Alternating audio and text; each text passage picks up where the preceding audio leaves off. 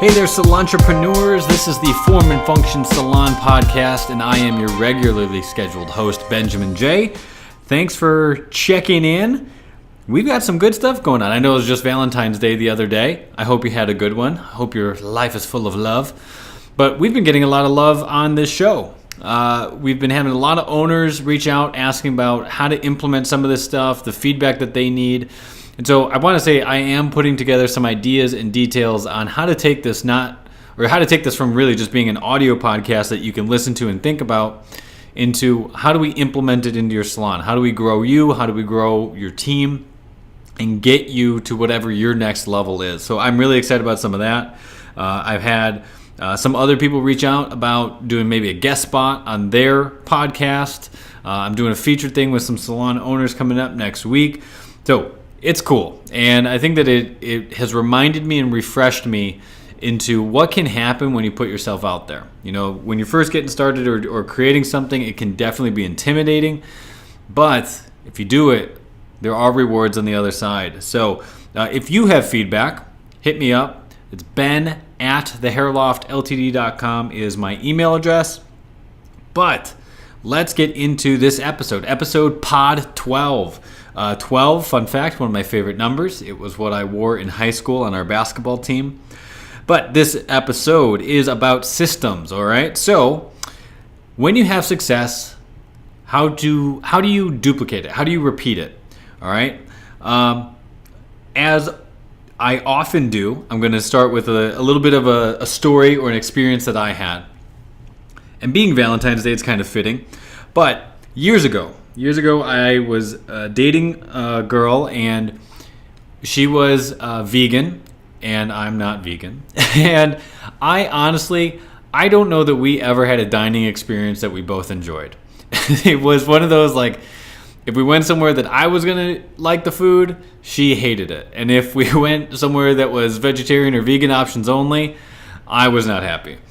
But one night, we went out for Valentine's Day, and we found a restaurant that it was just fantastic. From the moment we went in, the experience was great. We were greeted right away, taken over to our table. The food was fantastic. We both really enjoyed it. And, like when it comes down to a good dining experience, it's like the waitstaff knows when to come over and ask, is everything okay? Or they know when to fill your water glass so that you're never really waiting.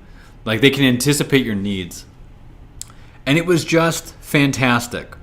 And there's a great quote that was shared with me recently. I don't know if I've already shared it on this podcast, but it is, our best experience becomes our expectation. We went in that evening and we had such a great experience. And again, it was a place that finally we could both go and enjoy the food and be happy. They had earned our business again. And so we came back, and we went back for her birthday. But here's what was interesting, was going back for her birthday, the service had completely changed. We didn't have the friendly welcome. They did not take our drink order at all. And the entire vibe of the place was different than the night that we'd come in the first time. Now, if we think about what was the difference, well, the difference was on Valentine's Day, they knew that day was going to be special for everybody. And so I'm sure that they had, a powwow before the shift talking about here's what we're going to do, here's, where we're going to be busiest. And they knew what their systems were going to be for service that day. But I didn't call ahead and I didn't say, hey, it's her birthday today. Can we, be sat at a special table or be treated special? It was just another Friday. And so I think that we could probably all see the parallels in the salon. On days when we are really busy and we're slammed, somehow our service is actually better. On a Saturday where we're packed in the salon, we will know every single guest, every single person's name, exactly when they're showing up, what they need when they check out, and you have an absolutely fantastic day. But then at the beginning of the week on, I don't know if it's Monday or Tuesday, whatever your schedule is, and things are a little slower, then all of a sudden, like nobody's active. Nobody's picking up, nobody's cleaning. That guest got lost. Who are you here for? Like, it becomes way easier for us to lose sight of it. And so part of the problem here is that there aren't systems in place, or enough systems in place, to create that consistency in the experience. And consistency is what creates retention. So how do we go about creating consistency? I think first off, we have to have the mindset that it's important. If we don't see the value in it, or we don't see the importance enough to make consistency a priority, then it's never going to happen.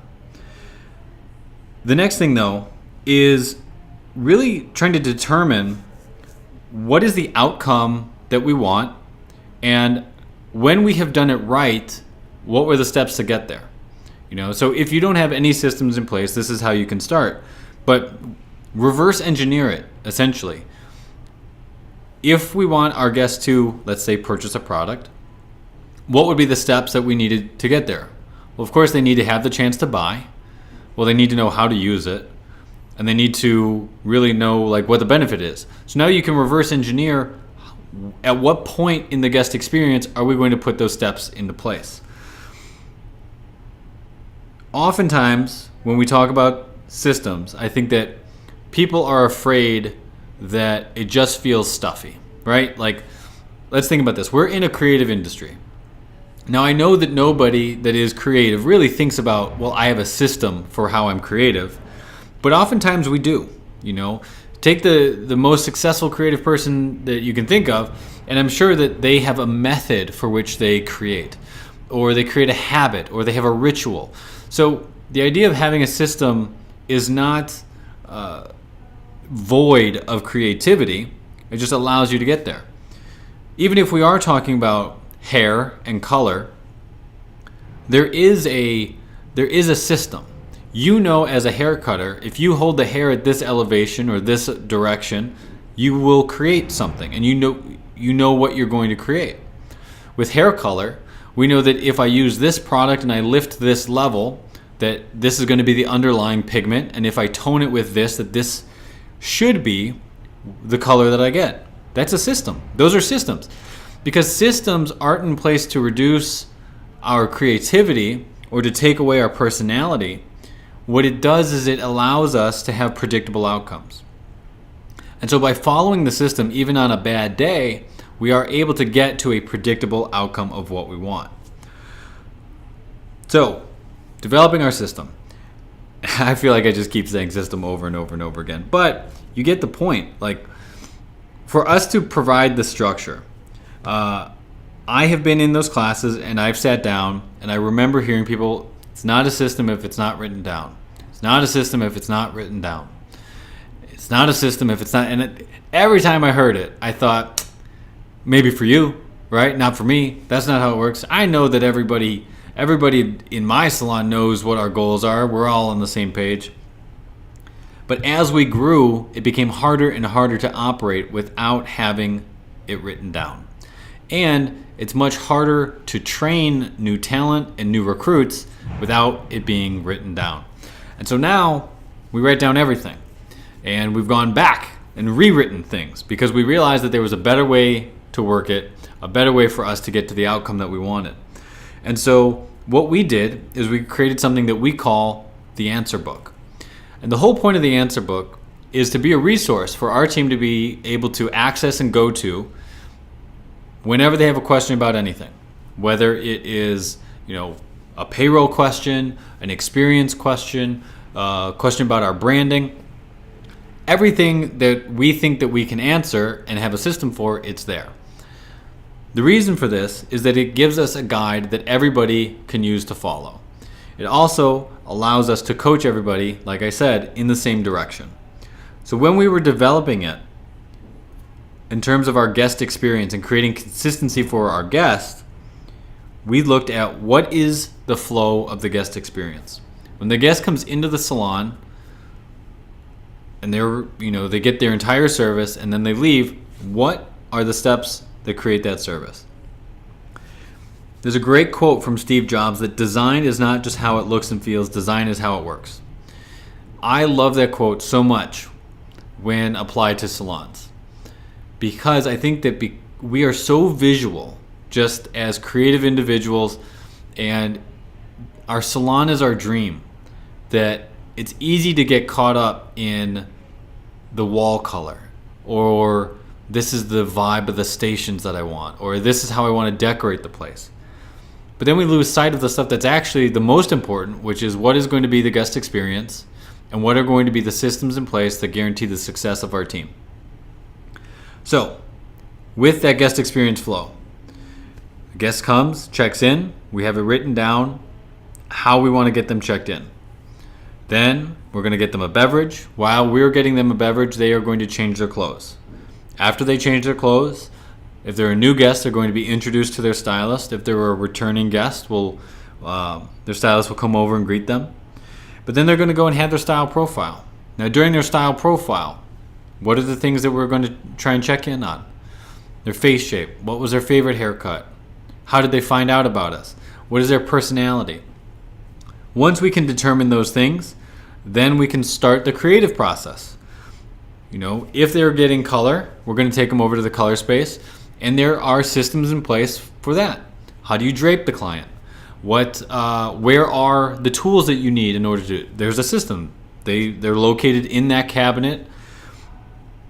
How is the color organized? That's a system. Once their color's done, or if we're skipping color, I'm sure that the wash house and getting shampooed is the next step.